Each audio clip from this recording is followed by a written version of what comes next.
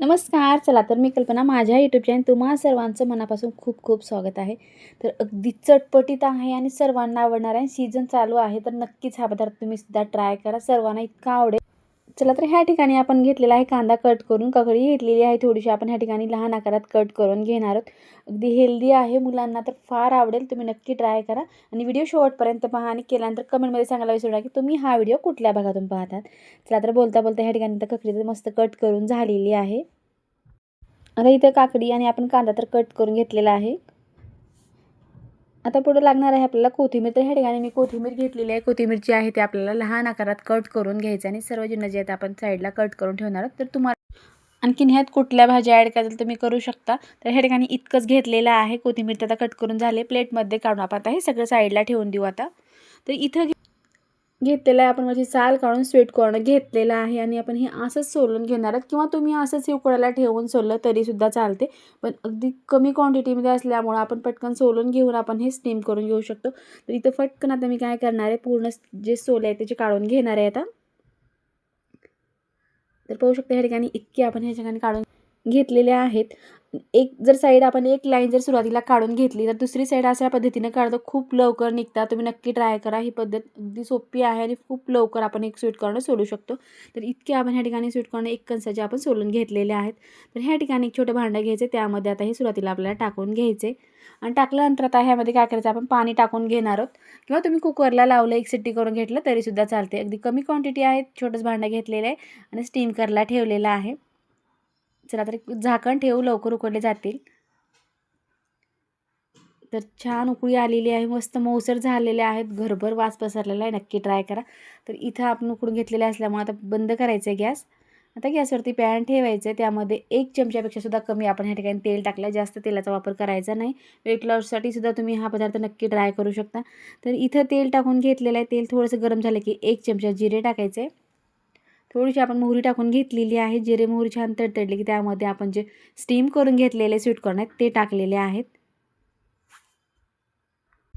मागच्या स्वीट कॉर्नच्या व्हिडिओला भरपूर प्रतिसाद भेटल्यामुळे सर्वांचे मनापासून खूप खूप धन्यवाद. तर या व्हिडिओला सुद्धा तसाच भेटेल मी अपेक्षा करेन.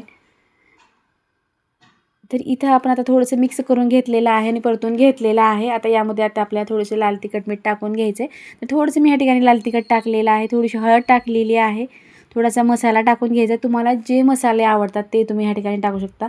अगदी चाट मसाला टाकला तरीसुद्धा चालतो. आता थोडं मसाले टाकल्यानंतर थोडंसं मिक्स करून घ्यायचं आहे. तर इथे टेस्ट येण्यासाठी मी ह्या ठिकाणी घेतलेली आहे शेजवान चटणी किंवा तुम्ही टोमॅटो केचप किंवा कुठलाही केचप टाकला तरीसुद्धा टेस्ट अगदी छान अप्रतिम येते. तर इथे थोडंसं आपण 1 चमचा रेड चिली केचप टाकलेला आहे आपण आता. अगदी झणझणीत आणि मस्त चटपटीत बनणार आहे.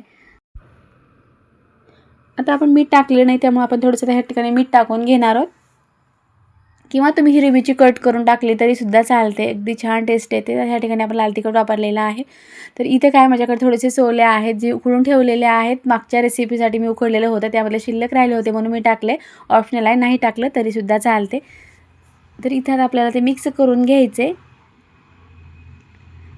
इथं मिक्स केल्यानंतर थोडंसं ह्या ठिकाणी आता मी धने पावडर टाकलेली, थोडीशी जिरे पावडर मिक्स करून ठेवली, तीच टाकलेली आहे. नाही टाकलं तरीसुद्धा चालते. अगदी चाट मसाला टाकला तरीसुद्धा खूप छान टेस्ट येते. पण थोडंसं आणखीन चटपटीत बनवण्यासाठी टाकलेलं आहे. आता तर खूप छान वास येत आहे, छान वाफरलेले सुद्धा आहेत. आता ह्या ठिकाणी आपण जे कट करून घेतलेला कांदा आणि ककडी आहे ती टाकून द्यायचं किंवा तुम्ही अगोदर कांदा टाकला तरीसुद्धा चालतो. पण कच्चा कांद्याची टेस्ट अगदी चाटसारखा लागतो, त्यामुळे आपण ह्या ठिकाणी कच्चंच टाकलेलं आहे. गॅस बंद केलेला आहे. फक्त मिक्स करून घ्यायचं आहे. आता आपल्या काहीच स्टीम वगैरे करायचं नाही. चला तर आता आपल्या प्लेटमध्ये काढून घ्यायचे. अगदी रंगदार आणि मस्त सुवास येत आहे, खाण्यासाठी अगदी चटपटीत आहे. नक्की ट्राय करा. अगदी बाहेर पावसाचं वातावरण झालेलं आहे आणि चहा तर बनवून घेतलेला आहे. सोबतच खाण्यासाठी आता मी ही सुद्धा प्लेट लावून घेणार आहे, अगदी गरमागरम. आता आपण कोथिंबीर टाकली नाही, तुम्ही अगोदर कोथिंबीर टाकलं तरीसुद्धा चालते. तर प्लेटमध्ये आपण काढून घेतल्यानंतर थोडीशी वरतून आपण फरसाण घेतलेली आहे मिक्स, ती टाकून घ्यायचं आहे. नाही टाकलं तर ऑप्शनल आहे. थोडीशी कोथिंबीर टाकायचं, टेस्ट पण छान येते आणि दिसायला पण खूप सुंदर दिसते. त्यामुळे लहान आकारात ह्या ठिकाणी मी कोथिंबीर कट करून घेतली, तीसुद्धा टाकलेली आहे. बाहेरचे पदार्थ खाण्याची गरजच नाही. अगदी छान असे पदार्थ तुम्ही मुलांना बनवून दिला तर खूप ते आवडीनं खातील आणि बाहेरचे पदार्थसुद्धा मागणार नाही. 100% गॅरंटी आहे. इतके छान चटपटीत पदार्थ आपण घरीच बनवू शकतो. कमी क्वांटिटीमध्ये कमी वेळामध्ये झटपटे पदार्थ बनवून तयार होतात. तर थोडाही व्हिडिओ आवडला प्लीज एक लाईक करा, शेअर करा, सबस्क्राईब करा. चला तर हा तर आता एक पदार्थ पाहिला आहे, दुसरा पदार्थ काय आहे ते पाहूया आणि त्यासाठी आपल्याला काय काय तयारी करावी लागणार आहे ते सुद्धा लगेच पाहूया. आता चला सुरुवात करूया. चला तर ह्या महिन्यामध्ये आपण तळलेले भरपूर पदार्थ खातो, पण तळलेल्या पदार्थासोबतच खाण्यासाठी आणखीन एक भन्नाट पदार्थ बनवायचा आहे जे की महिनाभर टिकतो आणि अगदी सोप्या पद्धतीने सर्वांना आवडणार आहे. मुलांच्या शॉर्ट टिफिनसाठी तर आवर्जून तुम्हाला शॉर्ट टिफिनसाठी उपयोगी येणार आहे. तर ह्या ठिकाणी आपण काही साहित्य घेतलेलं आहे. तर सुरुवातीला आपल्याला खोबर घ्यायचं आहे आणि खोबरा घेतला आहे त्यामधले आपल्याला थोडेसे काप काढून घ्यायचे. असं पातळ आपण हे काप कट करून घेणार आहोत. थोडेसे लांब झाले तर आपल्याला त्यामधले 2 भाग कट करून घ्यायचे. तर ह्या ठिकाणी खोबर तर आपलं कट करून आता ह्या ठिकाणी झालेलं आहे. तर ही खोबर आपण एका साईडला काढून वाटीत ठेवणार आहोत. तर इथं घेतलेले आहेत आपण पातळ पोहे घेतलेले आहेत आणि ते पोहे जे आहेत ते आपण चाळून घेतलेले आहेत आणि 1 किलोच्या प्रमाणात हे पोहे आहेत. आणि आपल्या थोड्या थोड्या बॅचेसमध्ये कढई गरम करून आपण आता ह्यामध्ये भाजून घेणार. गॅस मिडियम ठेवायचा आणि चांगलं कुरकुरीत होईपर्यंत आपल्याला हे पोहे जे आहेत ते मिक्स करून भाजून घ्यायचे. तर अशाच पद्धतीने आता मी पूर्ण पोहे जे आहेत ते भाजून घेणार आहे आता. तर ह्या ठिकाणी अगदी छान आपली ही बॅच भाजलेली आहे. तर ह्या ठिकाणी आपण 4 ते 5 बॅचेसमध्ये पूर्ण पोहे जे आहेत ते छान भाजून घेतले आहेत. अगदी कुरकुरीत झालेत. रंगसुद्धा थोडा बदललेला आहे हलकासा. तर ह्या ठिकाणी पोहे तर आपले छान भाजून थोडंसं आपल्याला हे पसरवून ठेवायचं आणि थंड होऊ द्यायचं. तर आता ह्या ठिकाणी पोहे तर आपण आता थंड होण्यासाठी ठेवलेले आहेत. आता दुसऱ्या साईडला आपण कढई ठेवलेली आहे त्यामध्ये आपल्याला तेल टाकून घ्यायचे. तुम्ही हा व्हिडिओ कुठल्या भागातून पाहतात नक्की एक कमेंट करून सांगा. मलाही कळेल की माझा व्हिडिओ कुठल्या भागापर्यंत पोहोचत आहे. तर ह्या ठिकाणी आपण सुरुवातीला शेंगदाणे टाकलेले आहेत. आता 1.5 वाटी इतके आपण हे शेंगदाणे टाकले. शेंगदाणे सुद्धा आपल्याला छान कडक होईपर्यंत आपल्याला तळून घ्यायचे. मागच्या व्हिडिओला खूप छान प्रतिसाद दिल्यामुळे सर्वांचे मनापासून खूप खूप धन्यवाद.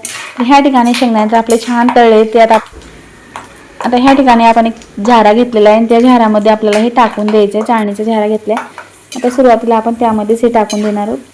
तर शेंगदाणे ते छान कुरकुरीत कडक झालेले आहेत.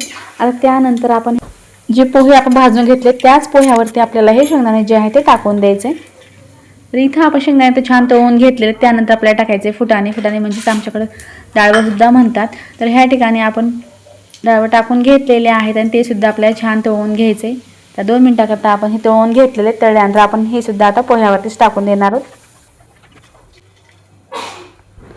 चला डाळ आणि शेंगदाणे आपले छान तळून झाले. त्यानंतर आपण टाकलेलं आहे खोबर आणि खोबर सुद्धा आपल्याला छान रंग बदलेपर्यंत. खोबर जास्त वेळ ठेवायचं नाही कारण खूप लवकर करपला जातो. त्यामुळे 2 मिनिटांमध्येच हा खोबर तळलेला आहे आणि अशाच रंगात आपल्याला बाहेर काढायचं कारण नंतर सुद्धा हा आणखीन लाल होतो. तर ह्या ठिकाणी खोबर छान तळलेलं आहे. नंतर आपण आता हे पोह्यावरतीच टाकलेलं आहे. आता खोबर तळून झाल्यानंतर आपण घेतलेला ह्या ठिकाणी कढीपत्ता सुद्धा आपल्याला असंच झारामध्ये ठेवून तळून घ्यायचे. अगदी कुरकुरीत कढीपत्ता आपण भरपूर असा टाकलेला आहे आणि कुरकुरीत आपण तळून घेतलेला आहे. तो सुद्धा आपल्याला पोह्यावरती टाकायचे.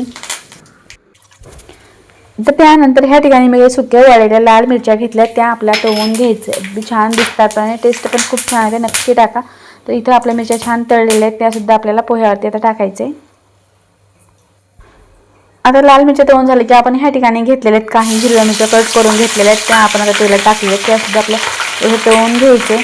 आता मिरच्या सुद्धा छान आपल्या सुकीपर्यंत तळून घ्यायचे कारण कच्च्या ठेवायच्या नाहीत. कच्च्या जर ठेवलं तर पोह्याचा चिवडा असल्यामुळे नरम पडण्याची शक्यता असते. त्यामुळे कुरकुरीत आपल्या मिरच्या तळून घ्यायचे.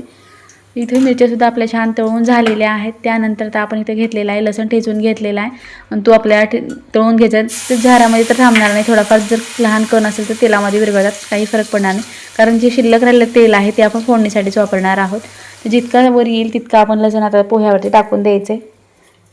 तर इथं आता शिल्लक राहिलेल्या तेलामध्ये आपण काही मसाले टाकून घेणार. जास्त आपल्या मसाल्याचा वापर करायचा नाही. तुम्हाला जर मसाले आवडत असतील तर पोह्याच्या चिवड्याचा मसाला टाकला तरी सुद्धा चालतो. पण ह्या ठिकाणी आपण बेसिक मसाले जे घरात आपण वापरतो नेहमी तेच टाकायचे. तर इथं आपण गॅस बंद केलेला आहे. तेल छान गरम आहे. त्यामध्ये आपल्याला अर्धा चमचा इतके हळद टाकून घ्यायचे. 1 चमचा आपण मीठ टाकलेला आहे. 1 चमचा जिरेपूड टाकायचे आणि 1 चमचापेक्षा जास्त आपण धनेपूड टाकलेली आहे. आता हे मिक्स करून घ्यायचं. तुम्ही जर हिरवी मिरची नाही टाकलं तर ह्या ठिकाणी लाल तिखट टाकलं तरी सुद्धा चालते. तर आता सर्व जिन्नस जे आहे ते मिक्स करून घ्यायचं. तर मिक्स केल्यानंतर आपण आता हा तेलाचा जो तडका आहे तो आपण पोह्यावर टाकलेला आहे आणि इथं आपल्याला मिक्स करता येणार नाही कारण पूर्ण परात जी आहे ती भरलेली आहे आणि मिक्स करता येणार नाही. त्यासाठी इथे मी आता एक मोठं पातेलं घेणार आहे किंवा टोपलं घेतलं तरी सुद्धा चालते. आता ह्या पातेल्यामध्ये आपण पूर्ण जिन्नस जे मिक्स करून घेतले ते सर्व आता ह्यामध्ये टाकून घ्यायचे.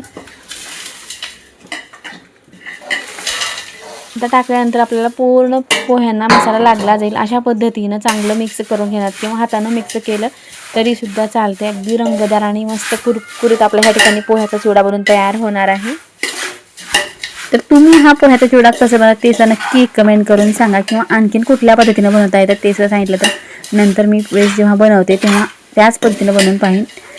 तर आता हा चिवडा जो आहे आपला तयार झालेला आहे. आता आपल्या प्लेटमध्ये काढून घ्यायचा आहे आणि खाण्यासाठी चिवडा तयार झाला आहे. एखाद्या कंटेनरमध्ये आपण हे स्टोअर करून एखादी महिन्यापर्यंत चांगला आरामात टिकतो आणि रंगदार आपला पोह्याचा चिवडा पण तयार झालेला आहे. जर हा चिवडा तुम्हाला थोडाही आवडला तर प्लीज एक लाईक करा, शेअर करा, सबस्क्राईब करा. जेव्हा मी असे नवीन व्हिडिओ बनवेल सर्व तुम्हाला पाहायला भेटतील. व्हिडिओ पाहिल्याबद्दल धन्यवाद. पुन्हा भेटूया अशाच एका नवीन रेसिपीसोबत.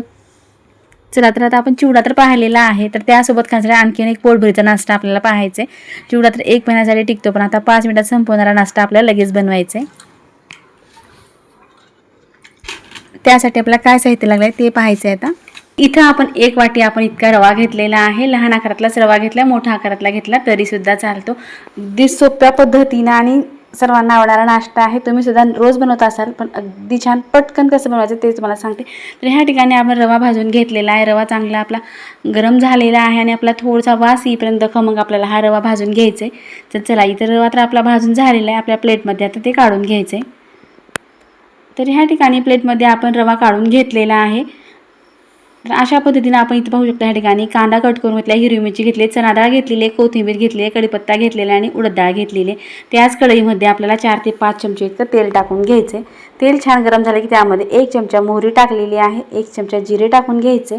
जिरे आणि मोहरी छान तडतडले की त्यामध्ये आपल्याला टाकायचे सुरुवातीला कांदा टाकून घ्यायचे, किंवा तुम्ही सुरुवातीला डाळी टाकलात तरीसुद्धा चालतात. पण ह्या ठिकाणी मी सुरुवातीला कांदा टाकलेला आहे. आता लगेच सोबत आपण ह्या ठिकाणी मिरचीसुद्धा टाकणार आहोत.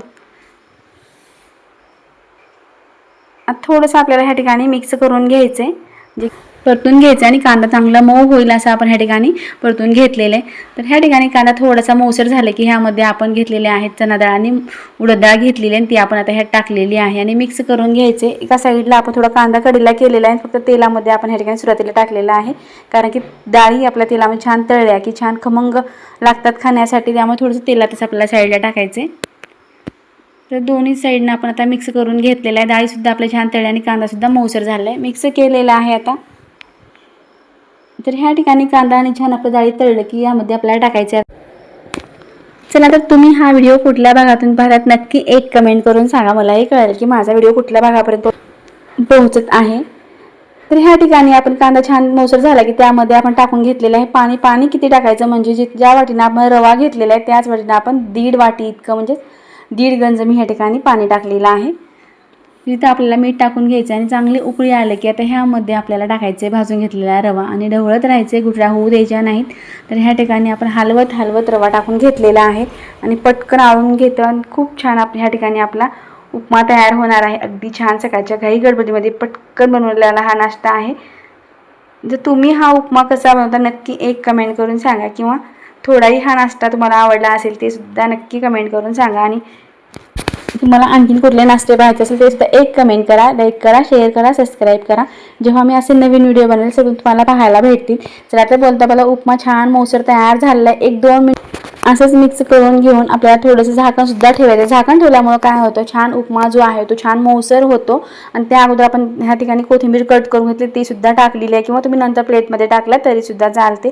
तर इथं कोथिंबीर टाकल्यानंतर आपला कोथिंबीर जी आहे ती मिक्स करून घ्यायचे. अगदी छान मऊसर आपला उपमा जर बनवायचा असेल तर झाकण ठेवणं खूप गरजेचं आहे. जर झाकण नाही ठेवलं तर उपमा वापरणार नाही. त्यासाठी आपल्याला इथे एक झाकण ठेवायचं आहे. 1-2 मिनिटाकरता आपल्याला चांगली वाफ लागू द्यायचे. तर इथे मी आता प्लेट ठेवून घेतलेली आहे आणि छान आपला उपमा जो आहे तो छान वाफरलेला आहे. तर प्लेटमध्ये आपल्याला खाण्यासाठी तयार झालेलं आहे. प्लेटमध्ये काढून घ्यायचे. सोबत खाण्यासाठी तुम्ही चटणी किंवा लोणचं घेतलं तरीसुद्धा चालतं, पण ह्या ठिकाणी मी आता घेतलेलं नाही, असंच खाणार आहे. जर तुम्हाला थोडा उपमा आवडला असेल तर प्लीज लाईक करा. आणि पुढचा पदार्थ त्यापेक्षाही भन्नाट आहे. चला तर सुरुवात करूया. त्यासाठी आपल्याला काय काय साहित्य लागणार आहे ते अगदी कमी साहित्यामध्ये झटपट बनवायचे. चला तर सुरुवात करूया. आणि आपण सोयाबीन घेतलेलं आहे, त्यामध्ये